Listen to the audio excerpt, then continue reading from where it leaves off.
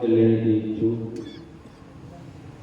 एवं सुख शांति के इच्छुक यहाँ पर उपस्थित धर्मश्री भगवात्मा पंच परमेश्वरी वाचक नमोकार मंत्र जो सभी पापों का नाश करने वाला है, अपने जीवन की यात्रा में पूर्ण का प्रकाश करने वाला है, जिससे हमारी यात्रा मंगलमय हो सके। इसलिए हम सभी पूर्वात्माओं को, पुण्यात्माओं को, धर्मात्माओं को अपने मन वाणी काया को सुव्यवस्थित करना है। उस नमोकार को पढ़ने हेतु चलिएगा सभी हाथ जोड़ अपने मन को एकाग्र कर लें और उस अपराजित मंत्र का उच्चारण करने के लिए अपने आप को पूर्णता तैयार कर लें। पहले हम बोलेंगे, इसके साथ आपको बोलना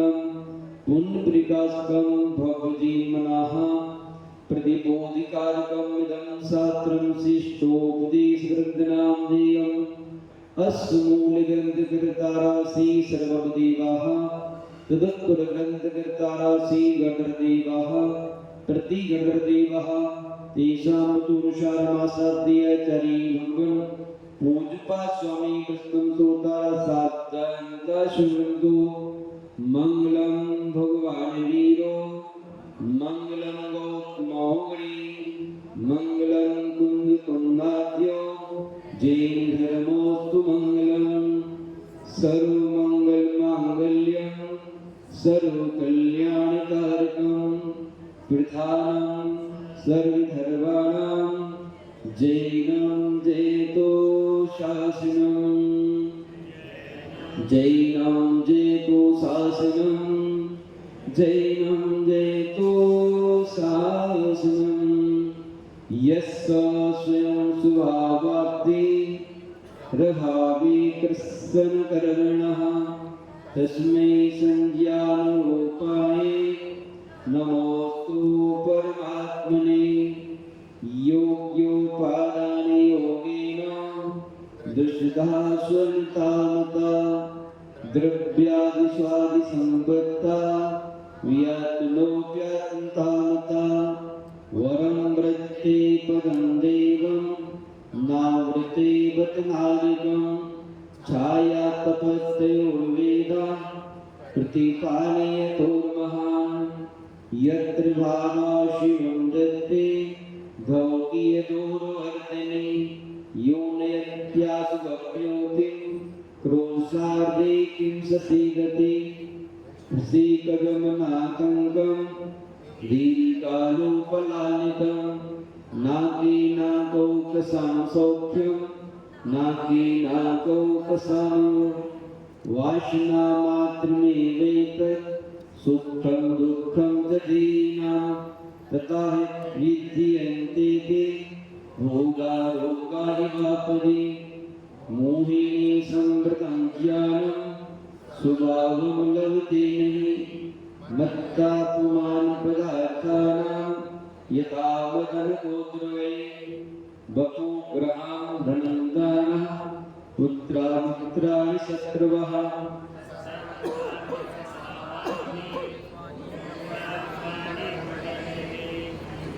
सेव्याथगातीतो शम्बसन्ति नवीनने स्वसौकार्यसाध्यन्तु देशे दिक्षु गृहे गृहे ग्राधिकः कथं मन्त्रे जनाय परगुप्यते त्र्यम्बलं पात्यं पदभ्यां शमदण्डेन पात्यते रागद्वेषद्वै दीर्घं नेत्राकर्षणकर्मणा सुतरां जीवा संसाराग्रौर्मुक्तसो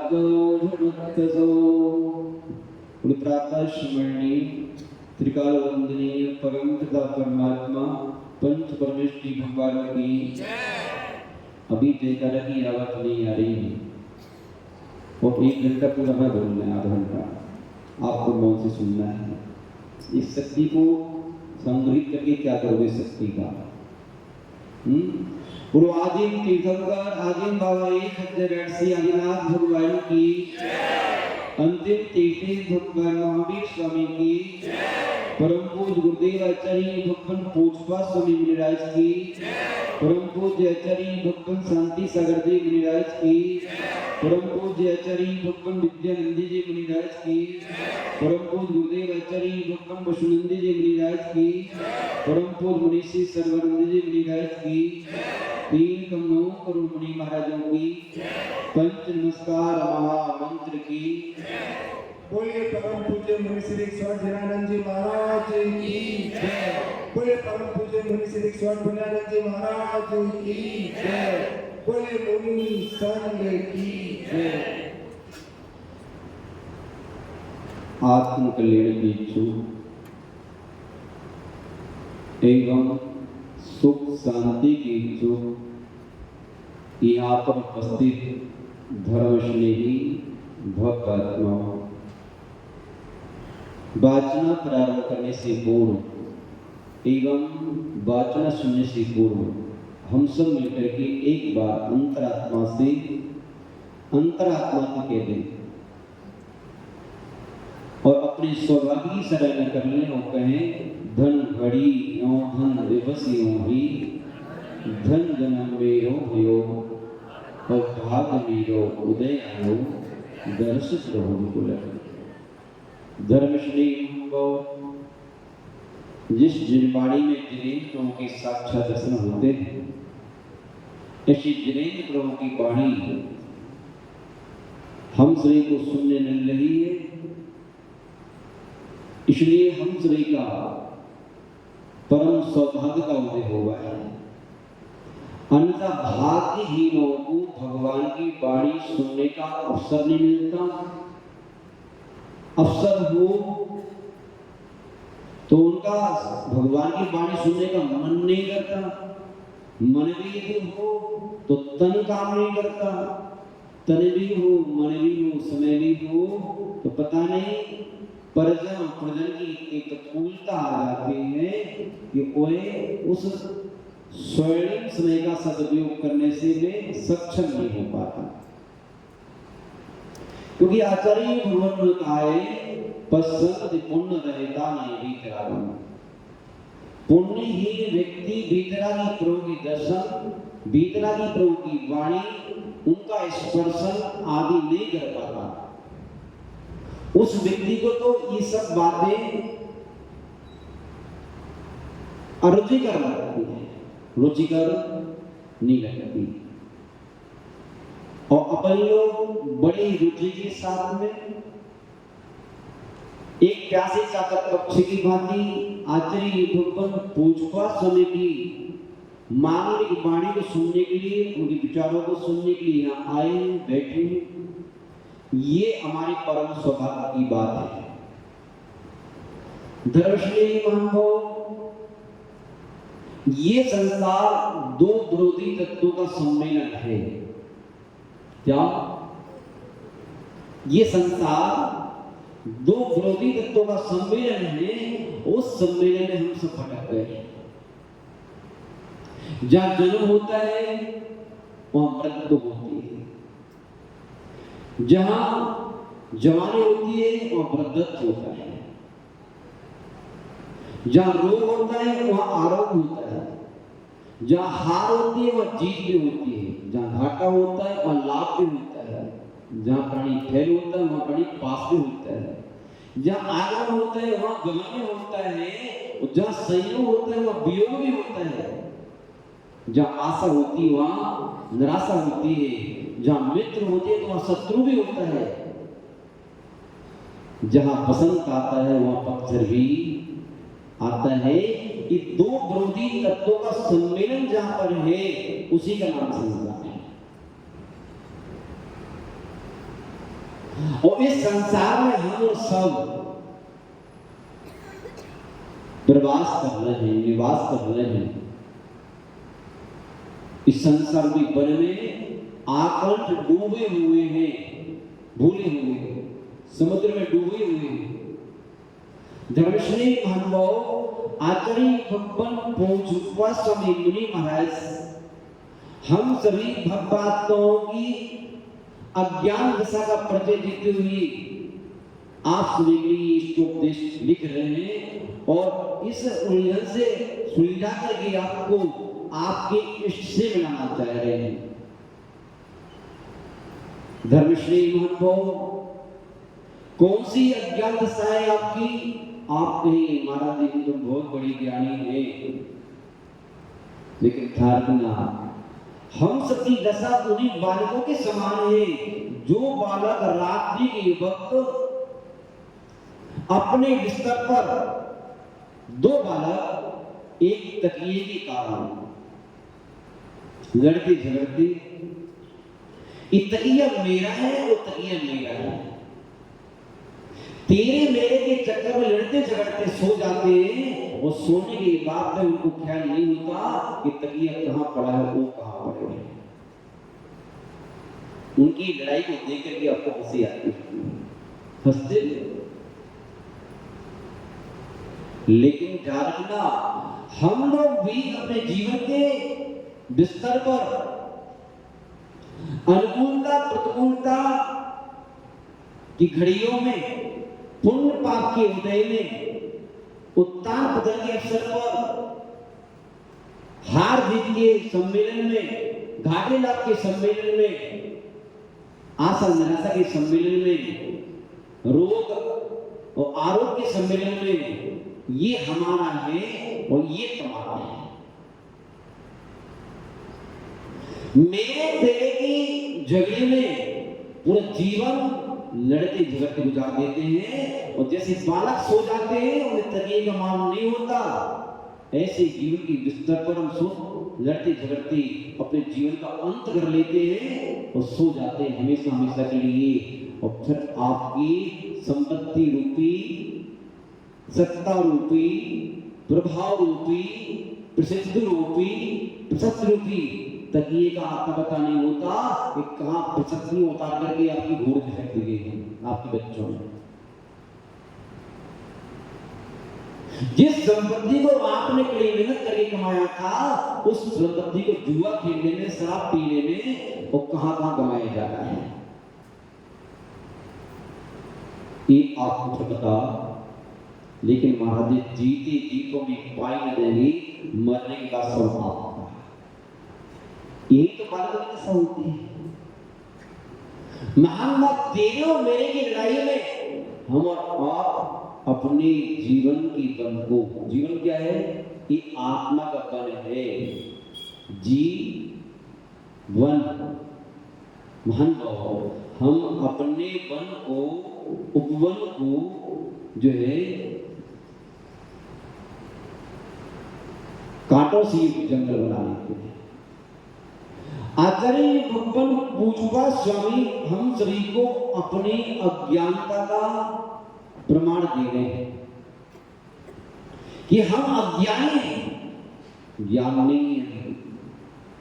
वो अज्ञान न होने के कारण से बालक लड़ते लड़ते सो जाते हैं, ऐसे हम भी लड़ते लड़ते ये तेरा है और मेरा है, ध्यान रखना। जब तक तेरे और मेरे का चक्कर है तब तक आपको कुछ प्राप्त होने वाला नहीं है।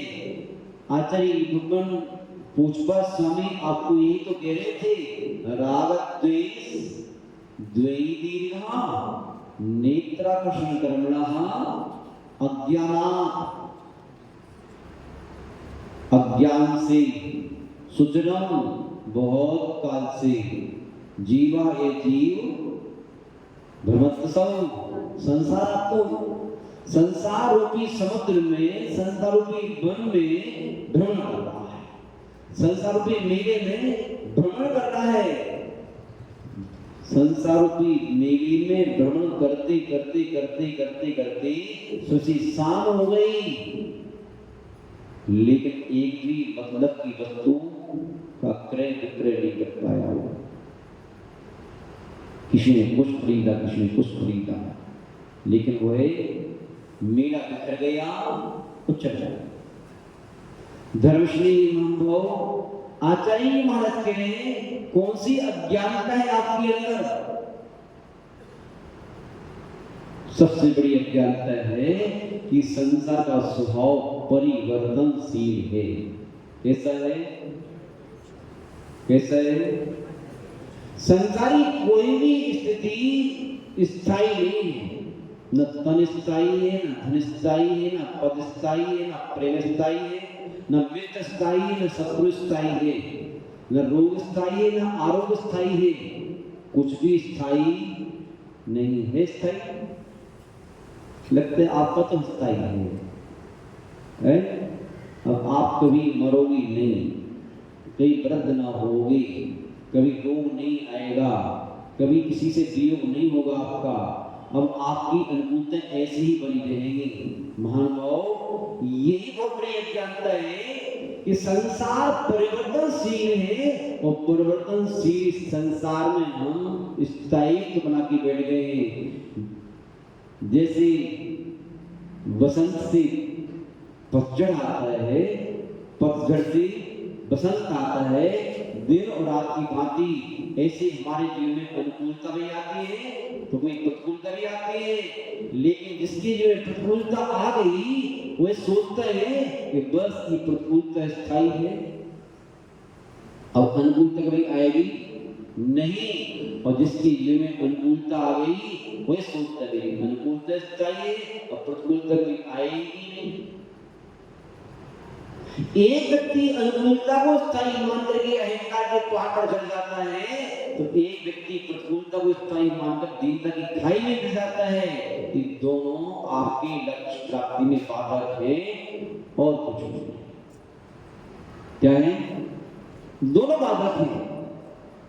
महान भाव, जबकि सरता जो होती है, सरता जो होती है दो किनारों के बीच रहती है। किस रहती है? अनुकूलता प्रतिकूलता एक संसारोपी नदी के दो किनारे हैं। क्या है? जो दो किनारों से राग द्वेष न करते हुए सरता बैठी रहती है तो अपने सागर से मिल जाती है, असीम में मिल जाती है।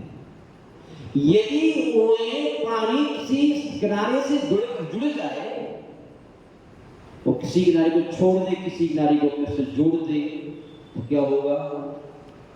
महान भाव, वे सरता का पानी समुद्र में मिल नहीं पाएगा कभी। हमें अपनी आत्मा को असीमता से जोड़ना है। संसार तो सीमित है। संसार कैसा है? संसार का दुख भी सीमित है, संसार का सुख भी सीमित है, मर्यादित है। इसकी मर्यादा है आपकी सुख की, आपकी शांति की, आपके शरीर की, आपकी संपत्ति की, आपकी सत्ता की, आपके स्वास्थ्य की, आपके संबंधों की मर्यादा है। ये सुख असीम नहीं है, ये सीमित है। लेकिन जब पाप की घड़ी आती है तो हम कई बार पाप से अपने आप को जोड़ देते हैं। वो जब पुण्य की घड़ी आती है तो हम अपने आप को पुण्य से जोड़ देते हैं, असीम से नहीं जुड़ पाते। बस यही तो कह रहे हैं आचार्य भगवान आपसे कि हम अनुकूलता प्रतिकूलता की घड़ियों को जो है अपना ना माने, उसी अपनाए ना। ये तो मेहमान है। क्या? अनुकूलता प्रतिकूलता की घड़ियां तो आपके मेहमान है। मेहमान बहुत समय के लिए आता नहीं है, 4 दिन का होता है।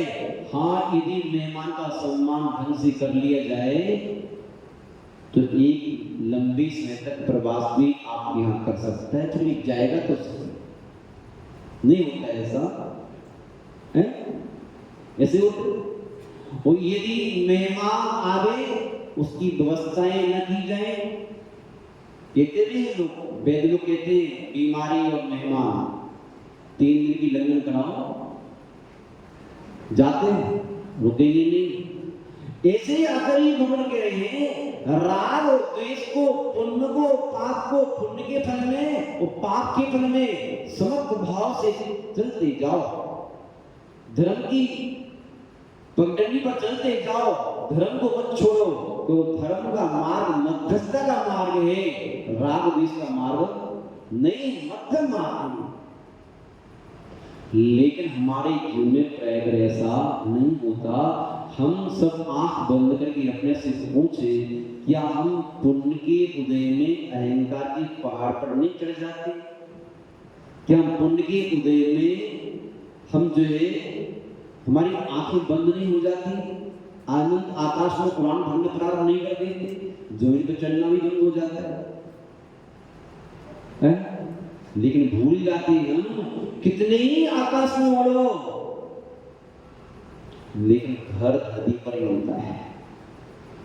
क्या होता है? घर कहाँ होता है? धरती पर होता है। अपनों से मिलने के लिए, अपने आप से मिलने के लिए तो आपको जमीन पर ही आना पड़ेगा। आकाश का कोई अपना घर नहीं होता। जितने भी अंतरिक्ष में उड़ान भरी है उन्हें आकर लौट करके कहाँ आना पड़ा? उन्होंने घर बनाया क्या? फ्लैट में गए था। क्या हुआ?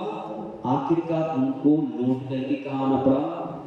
चाहे एरोप्लेन उड़ान भरता हो, चाहे 500 सीटर हो, चाहे 1000 सीटर हो, चाहे कैसा ही हो, लेकिन आखिरी उड़ान तो भरता है, लौट करके नीचे ही आना पड़ता है। धर्मश्री महानुभाव, मोक्ष का यात्रा, मोक्ष का मार्ग नीचे से है, ऊपर से नहीं है। ये ध्यान रखना। जितने भी देवता है स्वर्ग में जाते हैं, मोक्ष जाने के लिए उनको भी कहाँ आना पड़ता है? कहाँ आना पड़ता है? नीचे जाना, जीवन पहुंच जाना है। जामा नीचे पहुंच जाओगे फिर भी दिक्कत हो जाएगी। नीचे आना पड़ता है। और जितने नारकी हैं उनको भी मोक्ष जाने के लिए कहाँ आना पड़ता है? मतलब मध्यस्थ का मार्ग है। मोक्ष मार्ग न ऊपर से जाता है, न नीचे से जाता है, बीच से जाता है। मोक्ष मार्ग ना आजू का है ना बाजू का है, बीच से जाता है। और ध्यान रखो, तराजू का जो कांटा होता है बीचों बीच होता है, यहाँ हो ढीला या वहां ढीला नहीं, बीचों बीच होता है। धर्मश्री महानुभाव आचार्य भगवान यही तो कह रहे हैं कि आज तक हमारी जीवात्मा राग द्वेष द्वैत ईर्ष्या नेत्र कृष्ण श्रवणा जिस प्रकार मथानी में बंधी हुई रस्सी खींची जाती है वह घूमती रहती है,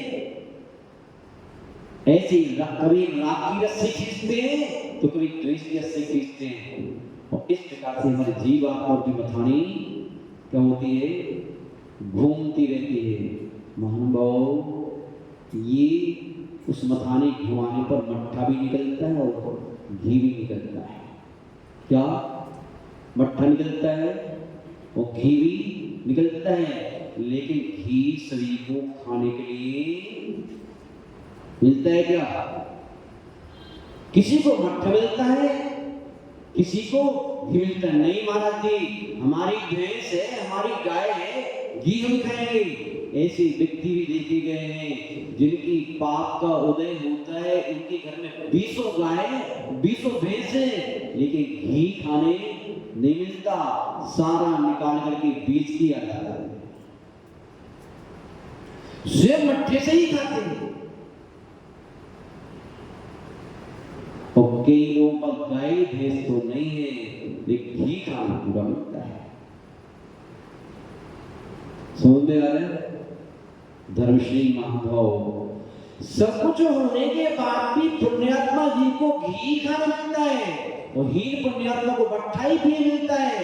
लेकिन ध्यान रखो, मट्ठा और घी का जोड़ा है, ये तो मैं अंतरंग की चक्षु खोलना है कि घी भी बुरा नहीं है और मट्ठा भी बुरा नहीं है। आपकी दृष्टि में निर्मलता हो तो घी जैसा अमृत है, तो मट्ठा भी आपको अमृत सिद्ध हो सकता है।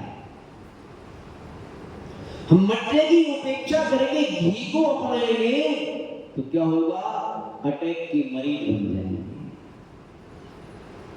क्या बन जाएंगे? अटैक की। और घी को अलग करके मट्ठा मट्ठा पिएंगे तो शरीर को बहुत समय तक चला नहीं पाएंगे। धर्मश्री महानुभाव, जैसे घी और मट्ठी का जोड़ा है, घी को काटने के लिए मट्ठा पिए जाता है महानुभाव, ऐसी पुण्य पाप का भी क्या है? जोड़ा है। ध्यान रखिएगा, हमें दोनों के बीच में संतुलन ला के चलना है, समत्व लेके चलना है, ना राग न द्वेष, दोनों के साथ समत्व के साथ यात्रा होगी तो बात बनेगी, अन्यथा बात बनने वाली नहीं है। एक छोटा सा दृष्टांत कल हमने आगे बस सुनाया था, इस कार्यक्रम में अच्छा फिट होना है, इसलिए यहाँ भी सुनाना जरूरी है। तो 5 लोग थे, बहुत सारे लोग हैं, वहाँ खड़ी मार्केट लोग अभी आए, हाँ अध्यक्ष जी भी आए हैं। वैसे इन लोगों की ड्यूटी डेली भी होना चाहिए, इनकी अनुपस्थिति शोभनीय नहीं है। क्या अध्यक्ष जी? खड़ी मार्केट वालों की अनुपस्थिति शोभनीय नहीं है, अशोभनीय है। अपन लोगों को जुर्माने का पान करने के समय निकाल करके समय समय पर आते ही रहना चाहिए। धर्मश्री महानुभाव, एक बहुत बड़े अरबपति परिवार का दामाद, क्या दामाद, वो गरीब होगा क्या है? अरबपति परिवार का दामाद है, वो भी अरबपति होगा। लेकिन ध्यान रखो, सदैव समय एक सा किसी का नहीं रहता। सूर्य उगता है तो ढलता भी है। वृक्ष पर बसंत आता है तो पतझड़ भी आता है, ये नियम है। इस प्रकृति के नियम के अनुसार उस दामाद की पुण्य का सूर्य अस्त होता गया और पाप की काली घटा ने उसकी जीवन को घेर लिया, धनहीन हो गया। क्या हो गया? जो धन का अपार अंबार था सारा समाप्त हो गया।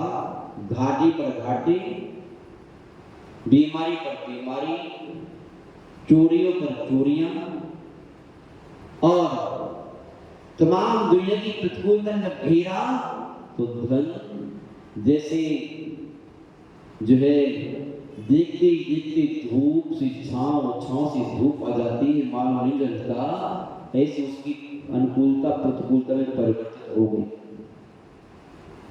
ध्यान रखिएगा, जिसमें अनुकूलता होती है उसमें किसी को किसी की जरूरत नहीं होती। होती है क्या है? और प्रतिकूलता में कोई किसी को याद ही नहीं करता, ना भगवान को भी याद नहीं करता, आपको कैसे करेगा? है एक छोटा सा दृष्टांत बीच में और आ गया है। एक बार क्या हुआ, बहुत बड़ी ऊंची मंजिल पर एक महाशय जी खड़े थे, अपने वर्कर को बुलाना चाह रहे थे किसी काम से। बहुत ऊंची मंजिल थी, 25-30-40 मंजिल की होगी। आवाज कैसे पहुंची? आवाज लगाई, नहीं पहुंची आवाज। ऊपर से उन्होंने जेब से देखा तो 2 का सिक्का था, ऊपर से फेंका उसने, देख लिया, ऊपर से सिक्का फेंका, उठाया उसने सिक्का और जेब में रख ली, काम में लग गया। 10 का सिक्का फेंका, रख लिया, सारे पैसे से रखता जाए तो जेब में भरा हुआ। मैंने कहा ऊपर देख भी नहीं रहा, तो दे रहा है ऊपर बड़ा, क्यों रखने में कसर रखते जाओ। ऊपर वाले ने सोचा ऐसे नहीं मानेंगे, उसने उठाया 50-100 ग्राम की डेली पत्थर की और खींच के फेंकी ऊपर से सिर पर पड़ी, जब फिर देखो ऊपर कौन। धर्मश्री महानुभाव, जब तक ऊपर वाला आपको अनुकूलता देता रहता है तब तक ऊपर वाले की याद नहीं आती। दुकान चल रही है, मकान चल रही है, शरीर चल रहा है, आंखें चल रही है, पैर चल रहे हैं, बच्चे चल रहे, सब चल रहा है। क्या है? जब चलते काम रुक जाता है, दुकान रुक जाती है, मकान रुक जाता है, व्यापार रुक जाता है, परिवार रुक जाता है, सब रुक जाता है, तो डॉक्टर मना कर देते हैं, अब चलो ऊपर वाले के पास, महाराज जी बताओ कुछ बड़ी परेशान है क्या? इसलिए हम तो भगवान से प्रार्थना करते हैं हमारी भक्तों पर एक 2 कंकड़ी गिरती रहनी चाहिए, कम से कम ऊपर वालों की याद तो आती रहे। अध्यक्ष जी है तो ऊपर वाले की याद, बिना पाप के पत्थर पड़े किसी को ऊपर वाले की याद, वो खा पी के घर एसी चला करके कौन करके घराटी मार के सोता है। बोले महाराज जी ना सोने टाइम है, ना आगे टाइम है, ना बैठो, दूर है, नहीं तो अस्पताल कितनी दूर पहुंच जाते हो, लेकिन गुरु महाराज का स्थान दूर लग रहा है आपको, मंदिर दूर लग रहा है। क्यों? क्योंकि पेट में दर्द नहीं है। दर्द होता है तो सब मंदिर, गुरुद्वारे, सिकरजी सब पास में आ जाते हैं। एक कष्ट बड़ा चमत्कारी है, सब धार्मिक स्थान को पास में ले आता है, और ये पुण्य बड़ा खतरनाक है, सब धार्मिक स्थान को दूर कर देता है आपसे।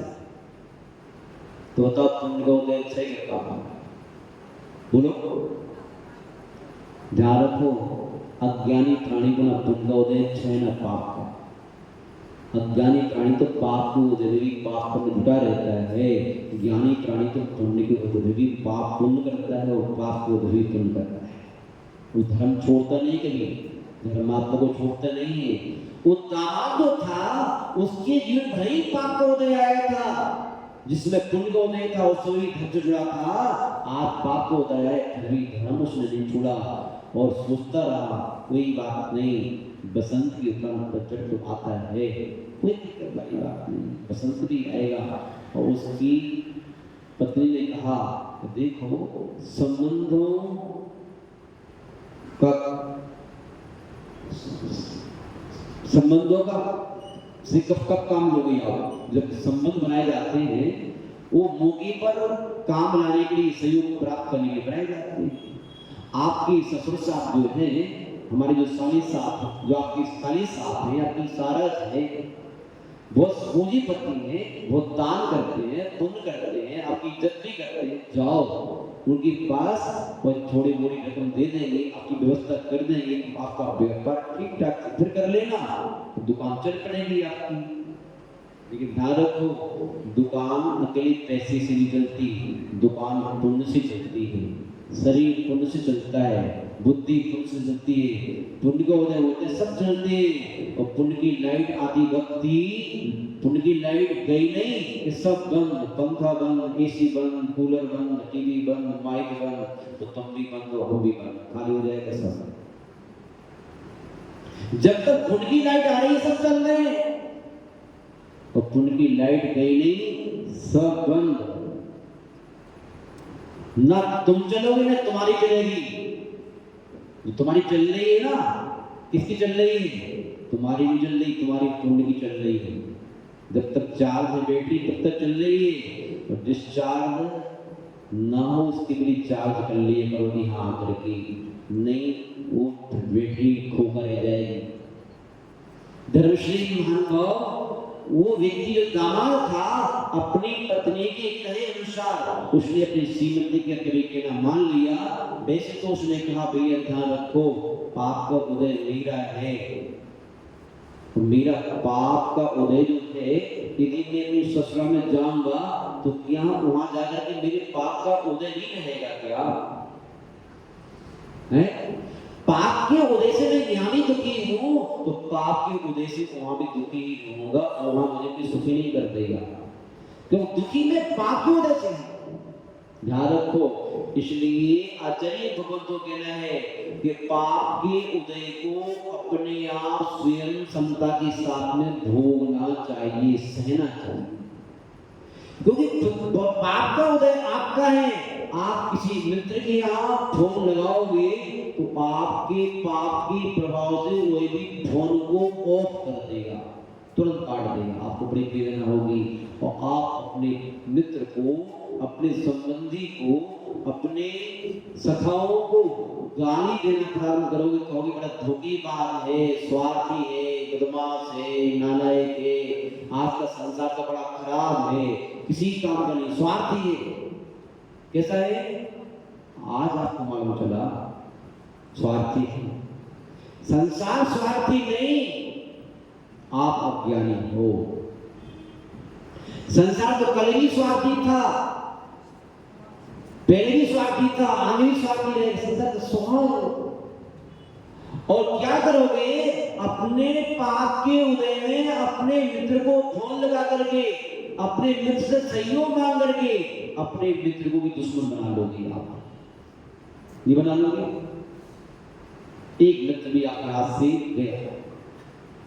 इसलिए ध्यान रखिएगा, कभी भी पाप के उदय में अपना भला चाहते हो तो अपने संबंधी को यहाँ समाचार आप तो नहीं भेजना। यदि वो मान करके आ जाए तो डायरेक्ट इनडायरेक्ट मालूम चलता है, अलग बात है। आप उनसे कोई अपेक्षा नहीं रखना। धर्मश्री महानुभाव समझदार था वह दामाद, लेकिन फिर भी पत्नी की कहे अनुसार पहुंच गया वहां पर। कहां पर है? अपनी ससुराल में। लेकिन ये प्रकृति का नियम है, गिरती हुई दीवार से दुनिया बचती चलती है। यदि गरीब संबंधी का कोई फोन आता है तो लोगों को डर लगता है कि मुझसे सहयोग न मांग ले, इसलिए फोन काटो।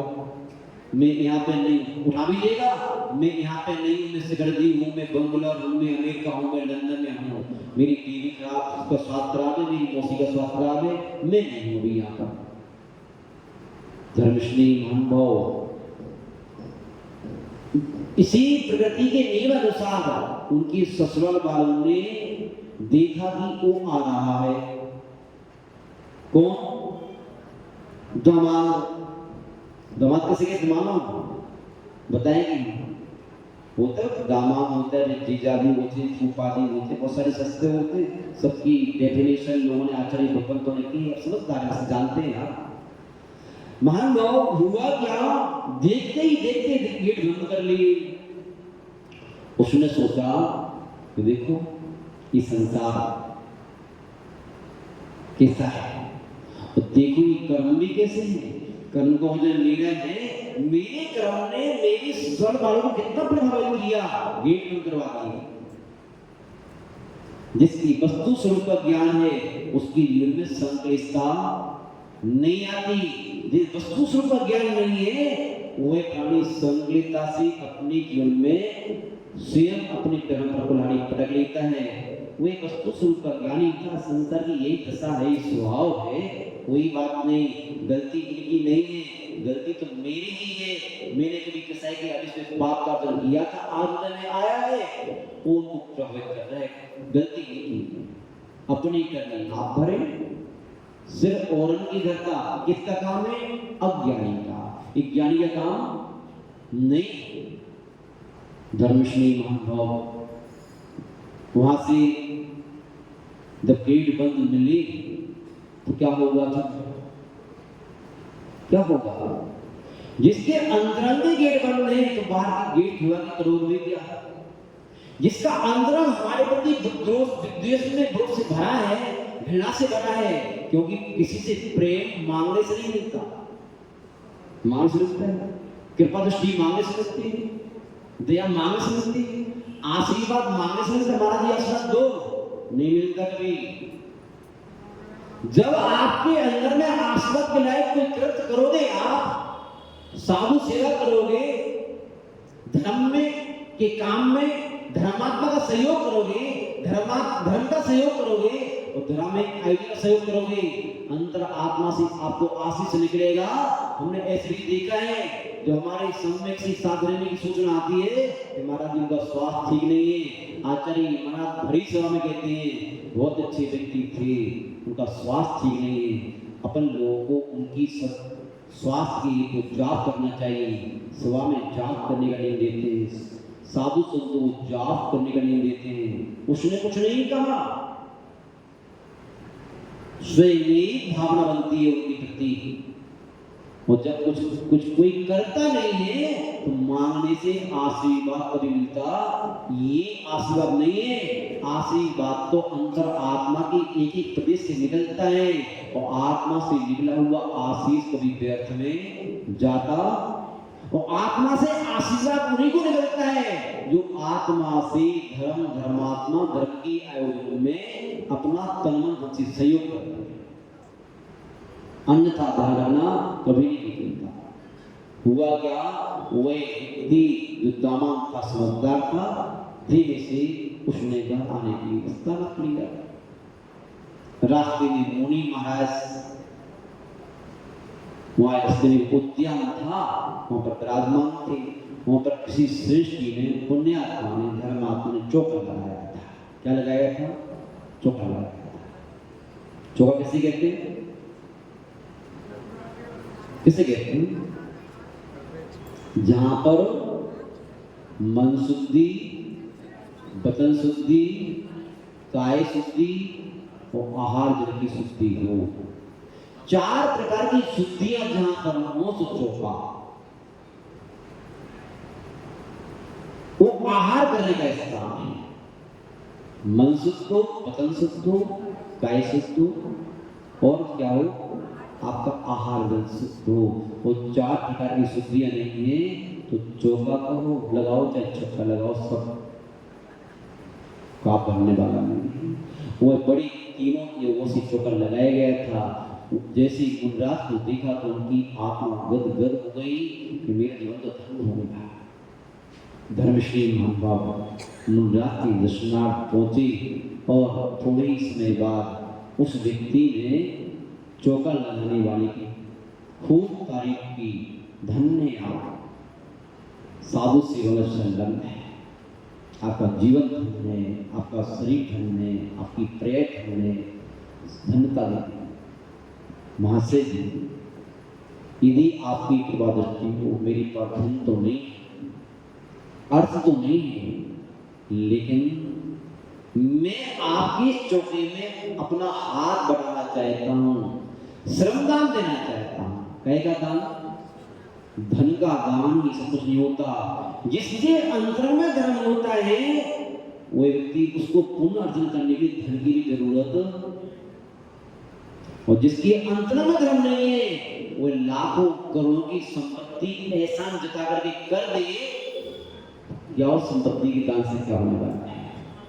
एहसान जता के नहीं, धर्म का प्रत्येक कर्म आप लोग सौभाग्य मान के करो। मेरा सौभाग्य है कि मेरा तन धन वृद्धि में काम आ रहा है, मेरा धन धर्म की वृद्धि में काम आ रहा है, धर्मात्मा की वृद्धि में काम आ रहा है, मेरा समय धर्मात्मा की वृद्धि में रक्षा में काम आ रहा है। मेरा सौभाग्य है। सौभाग्य से भर जाओ, तो सौभाग्य से भर के कोई कृत किया जाता है तो आपकी उन्नति में कारक बन जाता है। महानुभाव उसने क्या किया कि आपका मेरा सौभाग्य होगा, श्रमदान, कोई भी धर्मात्मा था, क्योंकि चौका लगाने वाला व्यक्ति भी उसके परिणाम बड़े निर्मल होते। उसने भी अहोभाव सीखा, भैया ये सब चौका आपका ही है। किसका है? आपका ही है। हमारा तुम्हारा क्या होता है? साधु सबके, भगवान किसी की पर्सनल नहीं होती, गुरु किसी की पर्सनल नहीं होती। तो हमारे रागी दोषी लोगों ने, कसाई लोगों ने ये कर लिया, ये हमारे गुरु, ये तुम्हारे गुरु। किसने कर लिया है? ये राग देश का परिणाम है, ये धर्म का परिणाम नहीं है। जानना, ये बंटवारा अधर्म का परिणाम है। धर्म तो संगठित रहना सिखाता है, धर्म तो लोगों को ये करता है। धर्म बिखराव नहीं, टकराव नहीं, धर्म संग्रहित करता है, धर्मात्मा संग्रहित करता है। हुआ क्या? उसने कहा सब आपका ही तो है। तो उस व्यक्ति ने बड़े अहोभाव से उस उद्यान में स्नान ध्यान किया और तन से और मन से उस चौकी में जुट पानी भरना, जो भी करना था किया होगा। सब कुछ करने के बाद चौका हुआ, आहार हुआ, वो आहार देती वक्त हाथ जोड़ के दूर खड़ा रहा। मैं आहार देने का अधिकारी तो नहीं, क्योंकि मेरा तो एक दाना भी नहीं है, पर मैं कैसे दूं आहार। लेकिन चौकी के जो मालिक था उसने बड़े अहोभाव से वात्सल्यपूर्ण भावों से उसे कहा, भैया आप भी आहार दो, आपका ही हिस्सा, आप भी आपका ही हिस्सा। भाव भी प्रार्थनाओं को सुनकर के उसका भाव भी जगा और कृतज्ञता से भर करके हम बड़ी कृतज्ञ आपके, आपने हमें ये अवसर दिया। महानुभाव उसने आहार दिया और आहार देते वक्त उसकी खुशी की आंसू, आहार पूरा हुआ। आहार पूरा हो जाने के बाद में जब मुनि महाराज वृक्ष के नीचे बैठे, धर्म का उपदेश हुआ। उस जिसका चौका था उसने सौभाग्य का अनुभव किया था, महाराज धन हो गए, आज आपकी प्रक्रिया करा करके हमारे जीवन का एक अद्भुत क्षण है। हम बड़े कृतज्ञ रहेंगे आपकी कि आपकी सेवा करने का अवसर हमें आपने दिया। लेकिन महाराज जी, ये व्यक्तित्व देख करके हमें आश्चर्य हो रहा है। हमसे बड़ा सौभाग्यशाली ये, क्यों?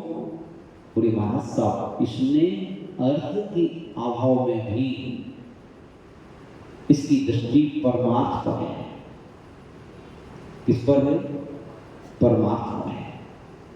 इसने जो परिणामों की निर्भरता के बल पर, कसाई की निर्भरता की ममता के बल पर जिसने भाव व्यक्त की, सेवा का भाव व्यक्त किया, वो जो सेवा दी, ये अद्भुत है।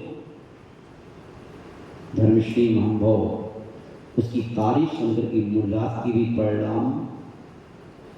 कई बार क्या होता है तारक ना, जैसे आप लोग साधु सन्यासी के वैराग को, त्याग को, संयम को देख करके, मृत्यु को देख करके शास्त्र परिणाम निर्भर होते हैं, ऐसे ध्यान रखना हम साधु सन्यासियों के भी आपकी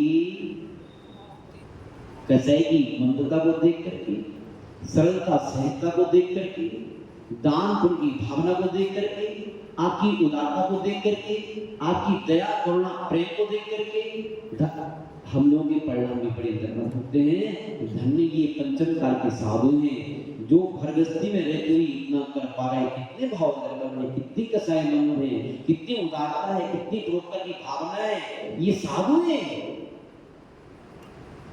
ये तन के साधु हैं, मन के साधु हैं। तो कम से कम आप मन के साधु तो हो। ये तन का साधु होता है, एक मन का साधु होता है, और ये तन और मन दोनों का साधु होता है। एक व्यक्ति ना तन का साधु होता है ना मन का साधु होता है, दोनों से संसारी होता है। महान भाव मुनराज बिगड़ गए और मुनराज ने उस बालक को बुला लिया। उस बालक ने, उस व्यक्ति ने बड़ी अवभाव से बुला कि महाराज साहब मैं धन्य हो गया आपकी इस कृत्य में शामिल होकर के। मेरी तीव्र भावना थी कि मैं पहले बहुत बड़ा पूंजीपति था, संपत्तिशाली था, और मेरी भावना थी कि मैं अपने स्वयं की तरफ से मंदिर बनाऊं, प्रतिष्ठा कराऊं, और प्रतिष्ठा कराने पर मैं फिर उस परमेष्टि को ग्रहण करूं। लेकिन पाप की घटा ने घेर लिया, मेरी संपत्ति विपत्ति बदल गई। आज मेरे पास खाने की भी लागत कर रहे हैं। धर्मश्री बाबा उसका संकल्प सुंदर के महाराज जी पिघल गए। उसी का बाप जा बेटा चिंता मत कर, तेरी इच्छा पूर्ण होगी, और जा इस वट वृक्ष के पीछे जो बेरी का वृक्ष है, जा उस बेरी की वृक्ष को हिला, और जितने बेर झड़े सारे ले जा घर पर। यदि आप पढ़े लिखे होते, नारद को हमारा ज्ञान में दुखी कर रहा है। आपकी तरफ शास्त्र पढ़ ली नहीं, आपका शास्त्र ज्ञान आपकी, क्योंकि शास्त्र पढ़ने से साधु की बात पर सहजता में आपको श्रद्धा नहीं हो पाता। तो ये सब होता है क्या? देख ली, बहुत देखे हमने। जी जी नारद जिसको जी गुरु जी कहना आता है, जी गुरु जी, उसकी पीड़ा पार है। उसके जी गुरु जी कहना नहीं आता, क्या क्यों कैसे आता है, उसकी तो नैया भी पार होने वाली नहीं। महंगा हुआ क्या, उस व्यक्ति ने तुरंत गया, महाराज जी का व्यवहार हुआ, वहां पेड़ी का वृक्ष सारा वृक्ष को हिलाया, और 1500 सूखी साथी बेग उससे गिरे। उसने अपनी बिछाने की चादर थी, उसने सारे पेड़ों को रखा, पोटली बन गई। जाकर घर जाता है, पोटली को सिर रखकर घर पहुंचा। पति ने सोचा मेरी ससुराल वालों ने लगता है बहुत सारी संपत्ति इसको दी है। पीहर वालों ने अच्छा ससुराल इसका था, पीहर वालों ने, मेरी मम्मी पापा ने बहुत सारा दे दिया है। और उसने भी जाकर यही कहा, बोले क्या लाया? वो कुछ नहीं, आपकी मम्मी पापा ने, आपकी भाभी ने, आपके भैया ने बहुत सारा माल भेजा है हमारे लिए। अच्छा, हमने पहले कहा था आपसे जाओ, बड़े दयालु मम्मी पापा जरूर देंगे। हाँ, महान भाव ऐसे होते हैं, गुरु मेहरबान तो गधा पहला। ध्यान रखना, ये नियम है। ज्योतिष ग्रह में भी गुरु सबसे बलवान होता है, हस्तरेखा में गुरु सबसे बलवान होता है, और परमात्मा में गुरु सबसे बड़ा बलवान होता है। गुरु की मेहरबानी हर किसी पर नहीं बरसती। ध्यान रखना, कुछ करना पड़ता है, कुछ सहना पड़ता है, कुछ सहना पड़ता है, उनके पास रहना पड़ता है, और उनसे कहना पड़ता है, उनका सुनना पड़ता है, तब जाके मेहरबानी बरसती है। इस वजह से नहीं बरसती। हुआ क्या, जैसे पोटली खोली और उस कोठरी में पेड़ों को उड़ेला, वो कोठरी जगमगा उठी, जैसे हजारों माटी हजारों बल्ब जला दिए गए। क्या हो गया? सारे देह हीरों में परिवर्तित हो गए। कौन हीरे? उस व्यक्ति ने ये सब गुरु महाराज की कृपा का प्रताप जाना, सारे हीरों को क्रम सा बेच करके उसने मंदिर बनाने में समय बहुत लगा था, लेकिन आपका मंदिर 5 मिनट बनाना है। यानी कि मंदिर बना दिया, दूर से कारीगर बुलाए, मंदिर बन चुका है। अब पंच कलर कराने के उद्देश्य से साधु को बुलाया गया, पंडित बुलाए गए, देश के सांस्कृतिक लोग बुलाए गए। अपनी ससुराल जा रहा है, सूट पैंट पहन करके, जेवरात पहन करके, और ससुराल वालों को मालूम कि मेरी दामाद सब आ रहे हैं, पूरे गांव में डोरा लगा दिया, मेरी दामाद आ रहे हैं। घर में नाना प्रकार के पूरी पकवान 56 भोग बनाए गए, दामाद साहब की अगवानी की गई, और जैसे भोजन करने बैठे आरती उतारी गई, भोजन परोसा गया। दामाद साहब भी चतुर थे, होशियार थे, वस्तु श्लोक के ज्ञानी थे। उन्होंने भी भोजन उठाया, बर्फी ले, अंगूठी तुम खा, ले जंजीर तुम खा, ले कड़ा तुम खा। इस प्रकार से कहना प्रारंभ किया। साहब ने कहा, क्या हुआ दामाद साहब, पागल हो गए हो क्या, विक्षिप्त हो गए हो, क्या कर रहे हो, ये खाते नहीं? बोले यही तो खाते, ये नहीं खाते होते तो आज से मैं 20 वर्ष पहले आपके यहाँ आया था, उसमें आप सवेरे गेट बंद कर लेते, मुझे आता हुआ देख करके, वही दामाद हूँ। ये सम्मान इन सबका हो रहा है, मेरा नहीं हो रहा। महानुभाव, समय आपका हो चुका है, सारांश आप अच्छे से समझ रहे होंगे। कहने का तात्पर्य संसार है, क्या है? इस संसार में अनुकूलता प्रतिकूलता की घड़ियों को स्थायी मत माना करो, संसार परिवर्तनशील है। ये उपदेश आप स्वयं पर हटाना। जो भी प्राप्त आपके लिए हुआ है, ये अहंकार करने को नहीं, क्योंकि शतरंज की गोटियां हैं तो क्या, शतरंज की गोटियां खेल समाप्त होने पर सारी गोटियां एक ही डिब्बे में आ जाती। समझ में आ रहा? चाहे अमीर या गरीब, मरघट का सहारा सबको लेना है, जो सशक्ति होना है वो तुम्हारी भी होना है। इसलिए महानुभाव, इसलिए मैं धर्मात्मा धर्म की आयोजन का पीछा कभी भी नहीं करना है। जब भी यात्रा पूर्ण होगी, आपकी इसी से होगी। समय तो आपका भोजन हो चुका है, इसलिए आपका जो अगला श्लोक है इसका व्याख्यान और उच्चारण कल ही करेंगे तो ठीक रहेगा। जिनवाणी की ज्ञान से सूर्य का लो सो बाड़ी मस्तर गम सदा देखूं धो, हे जिनवाणी भारती तो जो तो दिन जैन, जो तेरी शरणा हमें सो पावे सुख चैन। हे गुरु प्रभु गुरु सेवा रजन, दया धर्म पालो सदा कहीं मुस्ताकन। सब मंत्रों का सार है महामंत्र मुकार, याते हम सिद्ध लिखने मुकार नमुकार मंत्र। धर्मश्री महानुभाव, 12 तारीख को 13 तारीख को यहाँ पर अनंत सिद्धों की आराधना आपको सिद्धों की श्रेणी में लाने के लिए की जा रही है कि आप भी सिद्धों की श्रेणी में आए हैं, उसमें भी अपना नाम आवे, इस उद्देश्य को लेकर की जा रही है। और खड़ी मार के सभी पदाधिकारी भी आए हैं, युवा मंडल भी आए, सब आए हैं।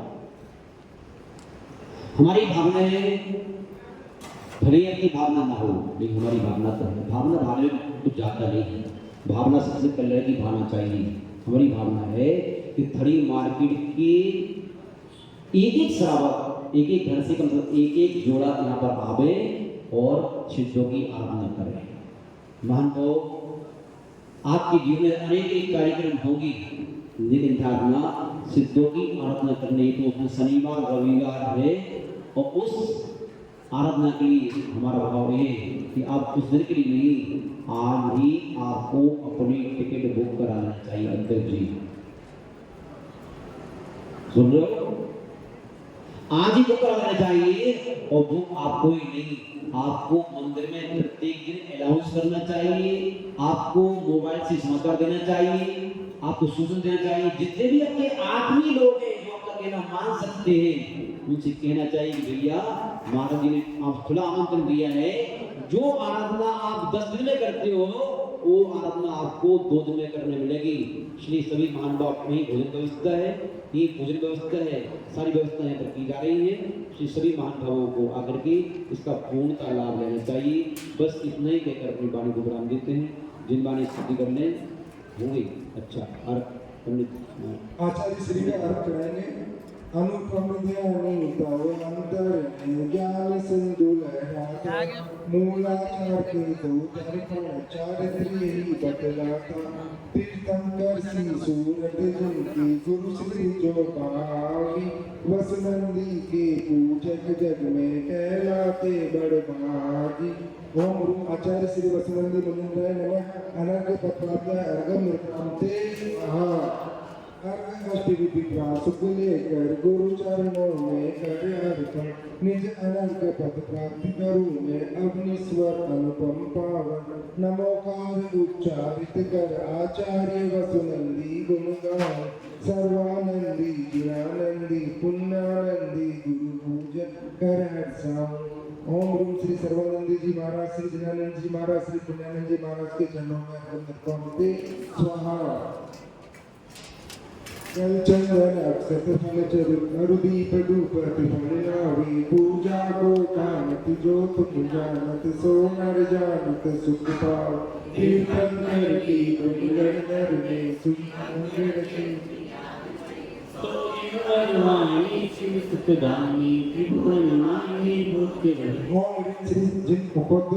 जिन मुखोद्भव सरस्वती देवी अर्घ्य निर्माते स्वाहा। बोधि समाधि परिणाम शुद्धि स्वप्नोपलब्धि से सौख्य सिद्धि चिंतामणि चिंतित वस्तुदानि त्वं वंद्यमानस्य नमास्तु नमो नमः।